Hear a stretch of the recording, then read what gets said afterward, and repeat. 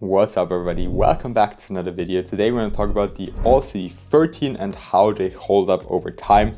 This is the first colorway that I got and this is the most recent colorway that I got. There's also been some changes to the materials, but we're going to talk about all that later on in the video.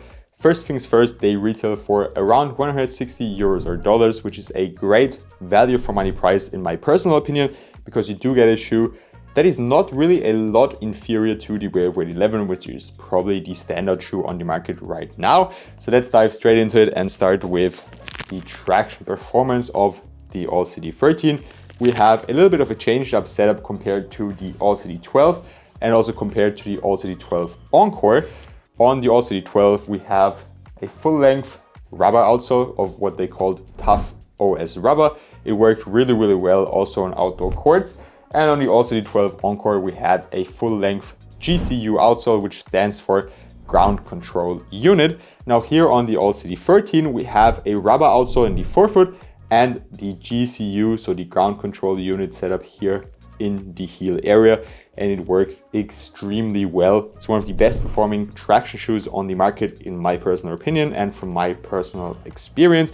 You can also take them outdoors. I was same with the Wörthersee 11. First, a bit skeptical if they were going to be durable enough. Not necessarily the rubber area in the forefoot, but more so the GCU, just because the pattern looks so damn flat and just doesn't look like it's going to be the most durable. But they held up really well. So I've been playing a lot with this colorway. I really love the design of it and just the all red colorway. And they almost look brand new. So essentially my shoes are not going to be as worn as I haven't worn these every day because I do rotate my shoes a lot. As you can see, I have a lot of colorways. By the way, big shout out to Wörthersee for sending these over to review. You can find an affiliate link in the description box down below. And they also have a spring sale going on, so make sure to check that out. You'll find all the details in the description box. So yes, they're not as worn down as if I would have worn them every day, but I still play with them a lot because they're one of my favorite shoes. So I can still speak on the durability and how well they hold up. That's already it for the traction setup and traction performance. Let's move on to the cushioning setup.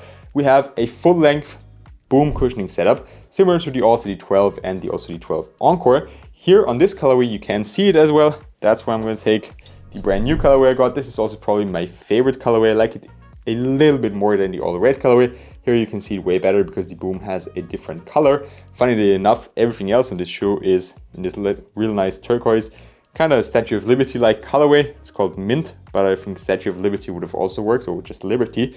But just the boom, my bad, is in a different color. It's just white, and here they decided to make it all red. So just a very interesting contrast. Now for the performance of the boom cushioning setup, it is pretty much caged all around on the lateral side of the shoe, but it is exposed on the medial side. Not to a point where it gets unstable, not at all. You just get a lot of compression here. The heel area is also caged, but it's not clunky because this is a relatively soft plastic setup. So it's not clunky at all, which is nice. And we get a nice amount of compression. Impact protection in the heel is very good. In the forefoot, you're rather low to the ground. It actually feels kind of similar to the Nike Book 1, which is probably my current favorite shoe, just because we have this insane stack of boom in the heel and a relatively low setup in the forefoot. Heel to toe transition is also excellent, feels very nice on foot. Stepping comfort is also actually pretty good. They have something they call a supercritical insole. It's a little bit more supportive than your standard Orpholite insole, so there's a little bit more there for your feet, but it's also nothing like a custom orthotic or something like Victory insoles that really add a lot of torsional support to your shoes. So it does a little bit, but not too much, but it also helps for stepping comfort as it's nice and comfortable and has some extra compression. The strobe board is actually not as nice as usual with Wörthersee because we only have a very small cutout. Nonetheless, the stepping comfort and the cushioning setup itself are very comfortable in my personal opinion. Before we move on to the support features, how does the cushioning setup hold up over time? Does it get bottomed out very quickly? Does it wear out quickly? Not at all in my opinion, especially not in the heel, because the slab of boom is just so thick. It really gives you a pretty nice and decent longevity in it.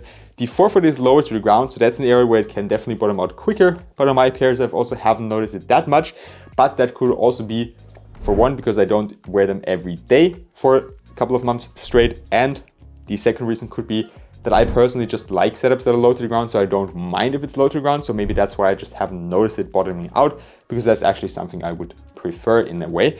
Now I already mentioned the support, let's talk about it. We have a lot of nice support and supportive features. Of course, we have this moon themed like heel counter. It's external, but there's also an internal one. The Euro plate, which of course fits Dwayne Wade's most famous move, his Euro step. The one he did on KG is just damn sick, and even though the Celtics are my favorite team, I kind of celebrated that one too.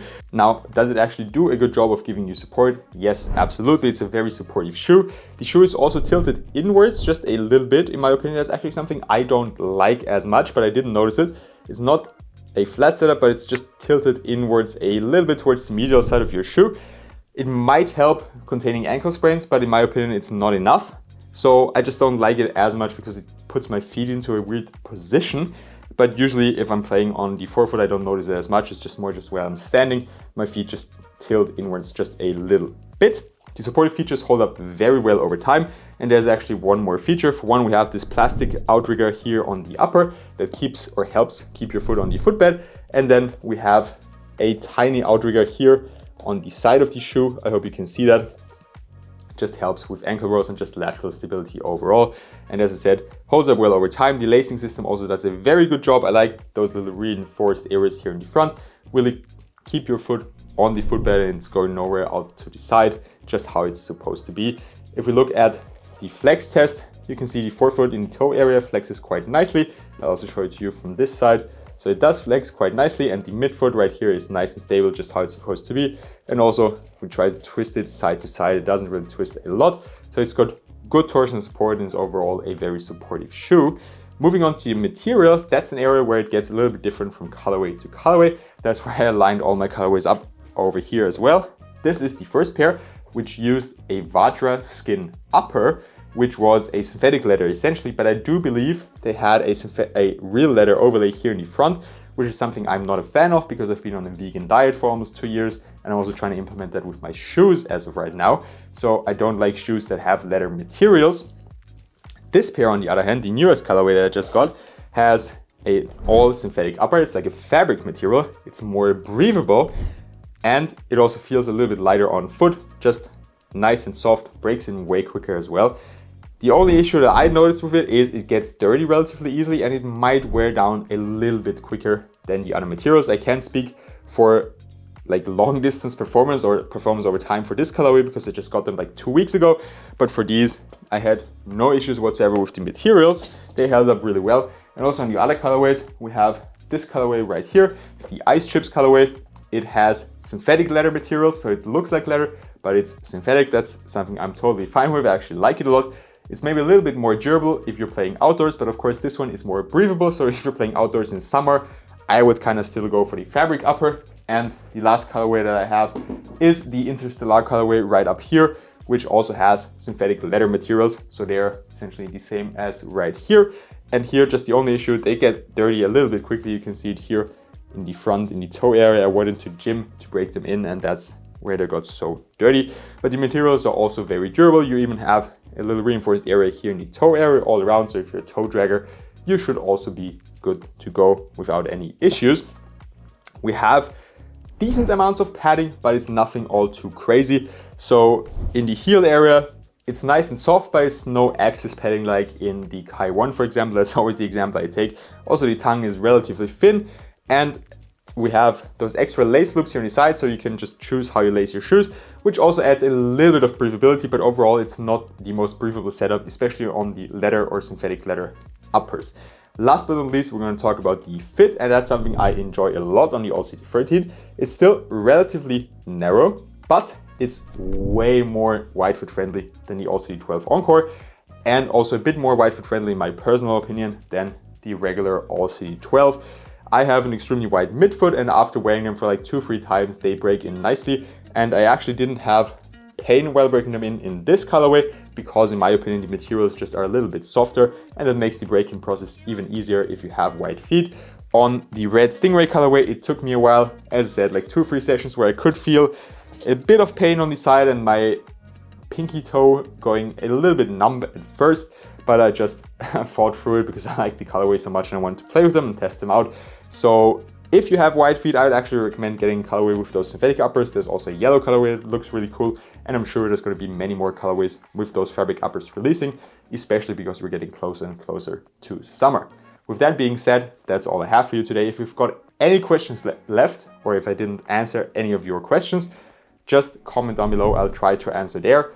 Also comment your thoughts on the All City 13. Do you play with them? Do you prefer the previous models? Talking about previous models, the All City 11 Volume 2, one of my all-time favorite shoes. They look so nice and they also feel so good on foot. So I'm definitely also keeping them in a rotation forever probably. But just let me know if you play them and if you enjoyed them. Have a good one and see you next time.